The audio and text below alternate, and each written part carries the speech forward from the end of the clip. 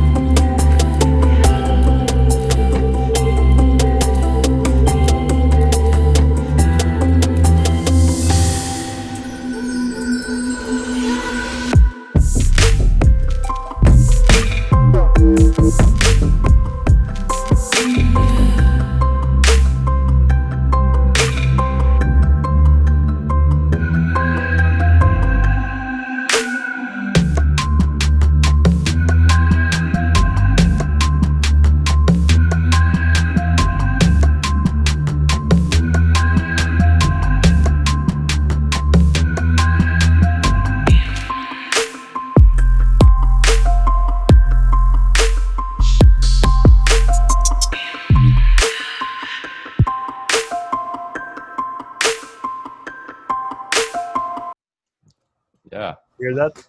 yeah. It's crazy how much it's changed. Just like you can hear how unfinished a lot of like the ideas were right away. I mean, like that first part is still like the core um idea that I guess the rest of the song like evolved around. But yeah, like even the intro and like how I had that after the first part of the drop, it kind of like built up again instantly. Yeah, it's crazy Yeah, just how much has been added. and it was actually pretty cool. You know, the way you had like ideas, uh, almost like you had ideas for the different parts, but they were in a different order. So Yeah, I was like, okay, so that part, you know, right there in the middle is pretty good for kind of like the breakdown or build up section. right. But then what happened after was like, so why? So like, why is the drop so short? Why doesn't it continue? You know, to something else. So I had like all these thoughts. So what I ended up doing with the stems was not add anything new, but just kind of slice it up and you know and lay out the structure from those Right. ideas. And I think that's like how the whole thing got going. Yeah. I mean, exactly. Like I had the initial idea, but and I had all these other ideas in my head. And like you said, you can kind of hear them. They're kind of just like kind of compressed together though, and not like stretched out and arranged into like a full song format. Um, and like you said, like the first time you sent it back to me was pretty much what you did. You started to stretch stuff out and kind of add like more of an intro. Um, And yeah, when you sent it back to me, it already kind of felt more like an actual song instead of just like a random idea. And that alone gave me more ideas on, you know, where to go with it and new stuff to add, because then I ended up adding more stuff on top of what you added. And yeah, and then it went back and forth like those few times after that. So if I like press play here, you can see that I put these markers here at the top of the timeline, like intro, bass, rinse, etc. So I already know in the beginning where the different sections of the songs are gonna be. And I think I just copy pasted much of the stems that you sent and made it more spread out.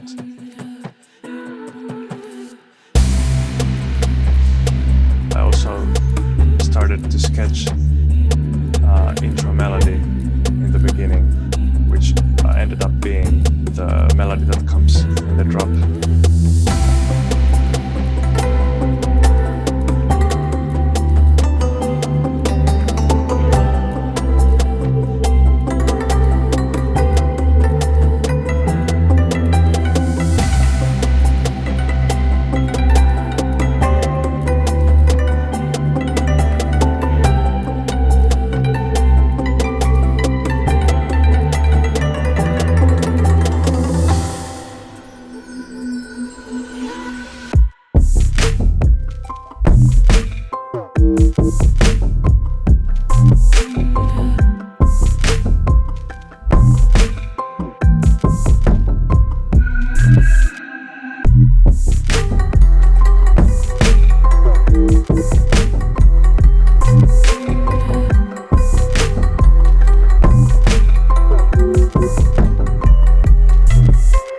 The mix is all over the place.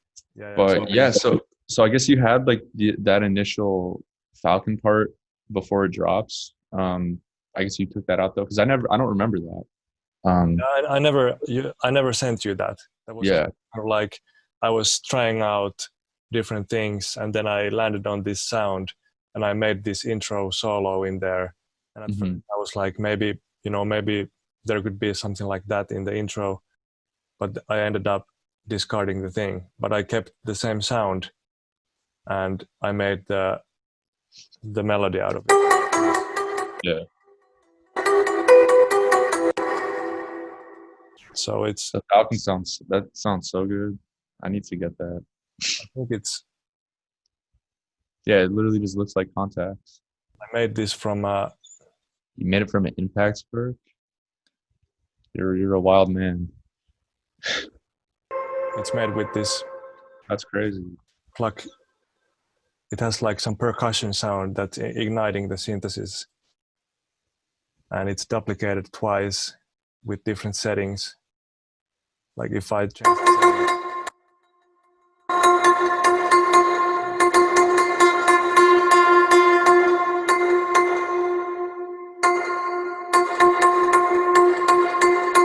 you can change all the parameters. But yeah, that was like, I think I made that earlier, like just for fun, or like when I was experimenting with Falcon. And I ended up using it here. But let me open up the second version, or maybe the fifth. That was the. So yeah, the fifth is what you sent me back initially. I think that was like the first version I heard, where you had added stuff to it. So.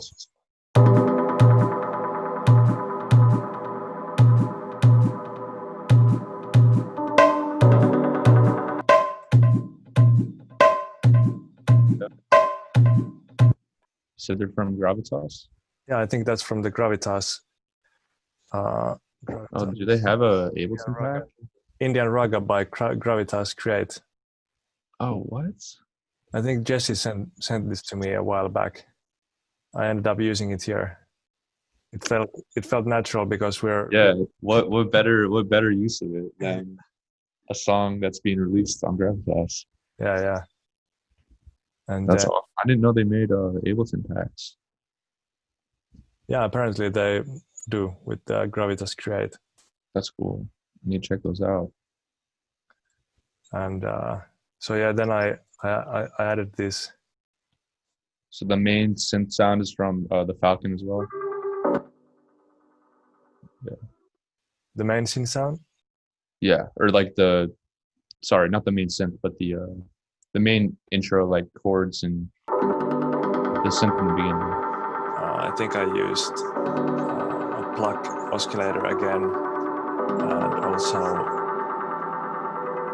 like just a regular sample engine, and basically just tweaked it, tried different stuff, and I ended up with this kind of a haunting chord bouncing type of a sound, and I like the vibe of it. That sound is so cool. A lot of this stuff is just like messing around and then Right. finding. Dude, that's exactly my process a lot of the time. Just random. What the fuck? I don't even know what I'm doing half the time. Just messing with stuff until I get some cool sounding things going. And then I think this is interesting. Like, you know, I did this kind of stuff. Right, you're right. You just mess with the transients. Messing with transients, and I did that separately for each kick. Yeah, because I had like 2 different kick sounds in there initially. Because like there's one that has like a white noise, like a vinyl thing with it, and then there's just like a normal. I think that plays right after that one. Yeah. So what I did was, you know, the kick was like that. So I kind of like, you know, made it smoother. Yeah. And then I put a compressor after that. It kind of like creates a new transient. Mm-hmm. So I'm kind of like the way I'm like shifting the transient lower in the frequency spectrum. So it has like a lot of slap kind of to it. Right. Yeah. But somehow I wanted to go with the kick's got a slap.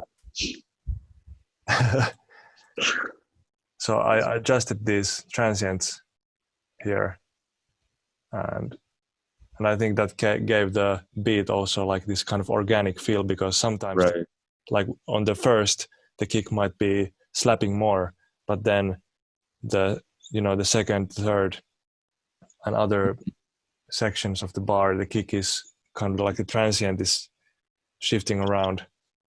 So it gives the whole beat like a nice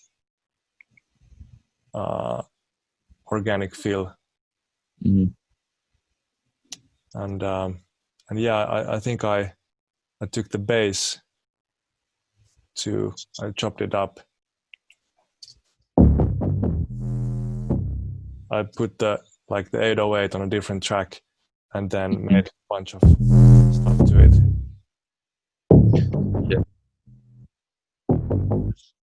Yeah, it looks like you just beefed it up even more. Yeah. And pressed it more. Yeah. I used this low frequency max punch from Voxengo. Nice. Yeah. Subharmonic generator. Mm-hmm. So it's giving that bass sound even more low end. Right. And then when it goes to the second part, I just copied this bass. Mm-hmm. Yeah, this was definitely the version you sent to me first after. So I sent you that first version that we played earlier, and then this is what you sent to me back, like for the first time. Yeah. So yeah, obviously the big additions were the extension of the intro and like the intro lead and pad that you added. And then obviously the expansion of the drop and the pluck sound that you put in, and yeah, just like beefing up of the basses that I had in there, and yeah, and then from there, I think I added some small details throughout the drop, and I remember like tweaking some of the basses, and that's when we kind of started working on like the whole second part of the song more, and the drop. And that's when I added, you know, the halftime part with the pluck that you initially put in. And I think that's also when I added those more of the vocal stuff that's in there that wasn't initially in there, like some of the vocal samples that I put in. I think around the time that you added the guitars, when all that other stuff from my end came in as well, like the vocal stuff, and that's the final. This is the pre-master, yeah. I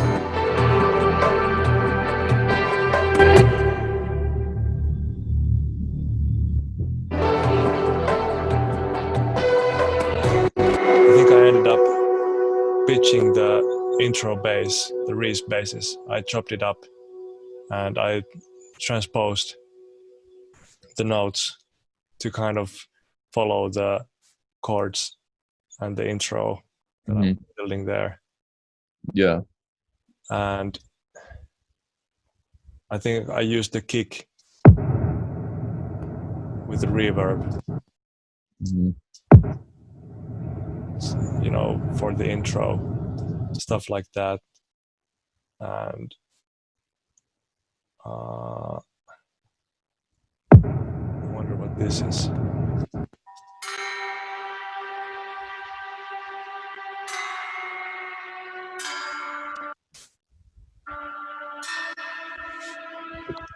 There are all these kind of hidden melodies in there.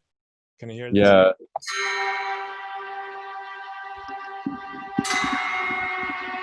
Yeah, that's just tucked in the back. It's layered in with everything else. You can hear it though in the full song, because I recognize that.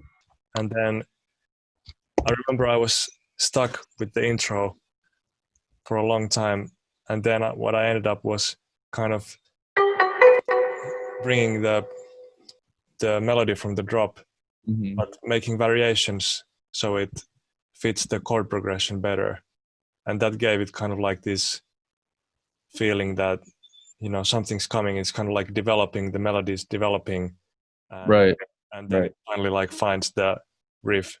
Exactly. And then I think I played this with the guitar.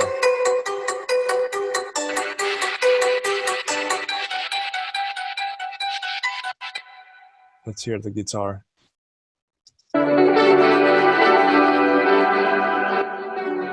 wait, there's the chords as well.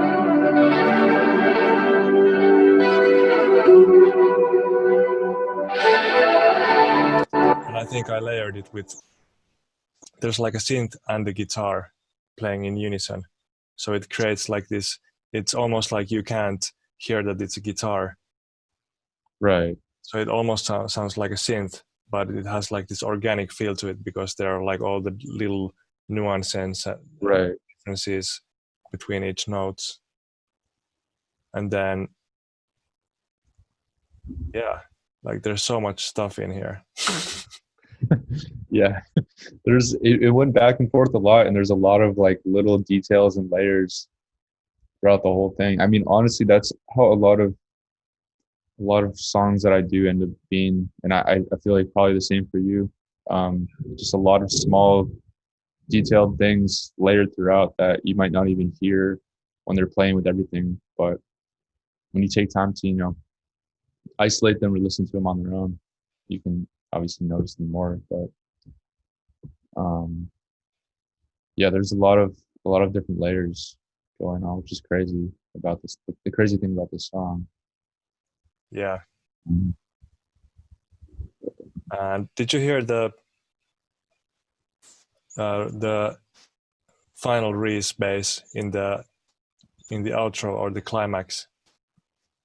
Yeah. So the Reese at the end you're talking about? Yeah. Like it's pretty. There's so many things going on that it can be hard to hear. Yeah. But wait. I think it could be cool to hear it.